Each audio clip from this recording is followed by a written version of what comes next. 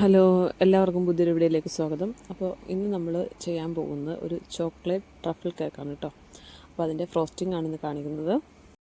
അതിന് വേണ്ടിയിട്ട് ആദ്യം നമുക്ക് കേക്ക് 3 ലെയറായിട്ടൊന്ന് കട്ട് ചെയ്തിട്ട് മാറ്റി വയ്ക്കാം കേട്ടോ.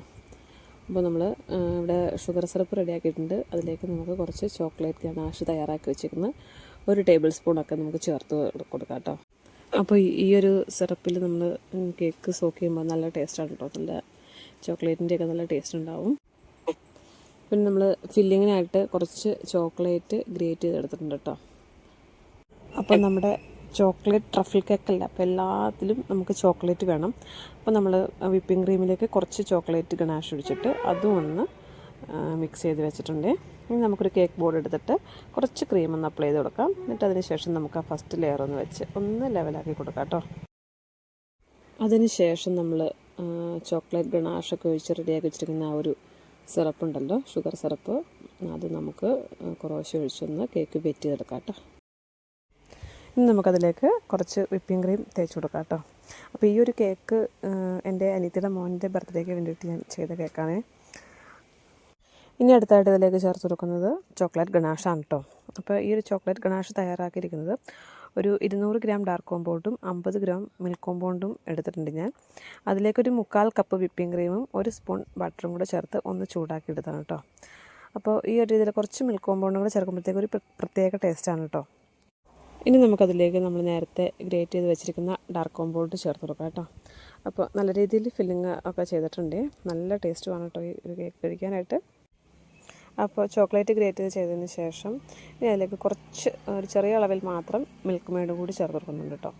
അപ്പോൾ ചോക്ലേറ്റ് കേക്ക് ഇഷ്ടമല്ലാത്തവർക്ക് പോലും ഇഷ്ടപ്പെടുന്ന ഒരു ടേസ്റ്റാണ് ഈ ഒരു കേക്കിന്. ഇതിപ്പോൾ എൻ്റെ അനിയത്തിയുടെ മോൻ്റെ ബർത്ത്ഡേക്ക് ഉണ്ടാക്കുന്ന കേക്കായതുകൊണ്ടല്ല, ഏതൊരു കേക്ക് ചെയ്താലും ഞാൻ ഈ ഒരു രീതിയിലാട്ടോ ഫില്ലിങ്ങും കാര്യങ്ങളൊക്കെ കൊടുക്കാറുള്ളത്. ആര് കേക്ക് ഓർഡർ തന്നാലും നമ്മൾ നന്നായിട്ട് റിച്ചായിട്ട് തന്നെ ഫില്ലിങ് ചെയ്ത് കൊടുക്കാറുണ്ട്.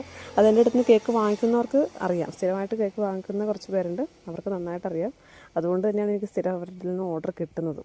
കാര്യം നമ്മളിതൊരു ബിസിനസ്സാണ്, പൈസയ്ക്ക് വേണ്ടിയിട്ടാണ് ചെയ്യുന്നതെങ്കിൽ പോലും കസ്റ്റമറുടെ സാറ്റിസ്ഫാക്ഷനാണ് കേട്ടോ എനിക്ക് ഞാൻ മുൻതൂക്കം കൊടുക്കാറ്. കാരണം എന്ന് വെച്ചാൽ കസ്റ്റമർ ഇല്ലെങ്കിൽ നമുക്ക് ബിസിനസ്സും ഇല്ല. അപ്പം നല്ല രീതിക്ക് എത്രയും മാക്സിമം നന്നായിട്ട് ചെയ്യാവോ അത്രയും നല്ല രീതിക്കാണ് കേട്ടോ ഞാൻ ചെയ്ത് കൊടുക്കുന്നത്. അപ്പോൾ നമ്മളിത് അടുത്ത ലെയറും വെച്ച് കൊടുത്തിട്ടുണ്ട്. അതിലേക്കും നമ്മൾ ആദ്യം ചെയ്ത പോലെ തന്നെ ക്രീം അപ്ലൈ ചെയ്തു. അതിനുശേഷം ചോക്ലേറ്റ് ഗനാഷ് ഒഴിച്ചു, ചോക്ലേറ്റ് ഗ്രേറ്റ് ചെയ്തിട്ടു, മിൽക്ക് മെയ്ഡ് ഒഴിച്ചു. അപ്പോൾ ആ ഒരു രീതിയിൽ എല്ലാ ഫില്ലിങ്ങും കൊടുത്തിട്ട് നമ്മൾ ലാസ്റ്റ് ലെയറും കൂടി വെച്ച് കൊടുത്തു കേട്ടോ. ഓരോ ലെയർ വെച്ച് കൊടുക്കുമ്പോഴും കൈ കൊണ്ട് ഇങ്ങനെ ഒന്ന് പ്രസ് ചെയ്തിട്ട് വെക്കണം കേട്ടോ. നല്ല കേക്ക് നമുക്ക് സെറ്റായിട്ടിരിക്കുകയുള്ളൂ. നമ്മൾ കട്ട് ചെയ്യുമ്പം ആ ഒരു കറക്റ്റ് ലെയറൊക്കെ വരുന്നെങ്കിൽ ആ ഒരു രീതിയിൽ കൈ കൊണ്ട് പ്രസ് ചെയ്യണേ. അപ്പോൾ ഇതിൻ്റെ ഫില്ലിംഗ് ഒക്കെ കഴിഞ്ഞു കേട്ടോ. അപ്പോൾ നമ്മളിതിൻ്റെ കേക്ക് ക്രം കോട്ട് ചെയ്ത് ഫ്രിഡ്ജിലിട്ട് മാറ്റുവാണേ. അപ്പോൾ ക്രം കോട്ട് ചെയ്തതിന് ശേഷം നമ്മൾ ആ സൈഡിലൊക്കെ കുറച്ച് പുറത്തേക്ക് തള്ളി നിൽക്കുന്ന ഭാഗമുണ്ട്, അത് നമ്മൾ കത്തി വെച്ചിട്ടൊന്ന് കട്ട് ചെയ്ത് ലെവലാക്കുന്നുണ്ട് കേട്ടോ. എന്നിട്ട് നമ്മൾ റെഡിയാക്കിയിട്ട് ഫ്രിഡ്ജിലേക്ക് വയ്ക്കുകയും.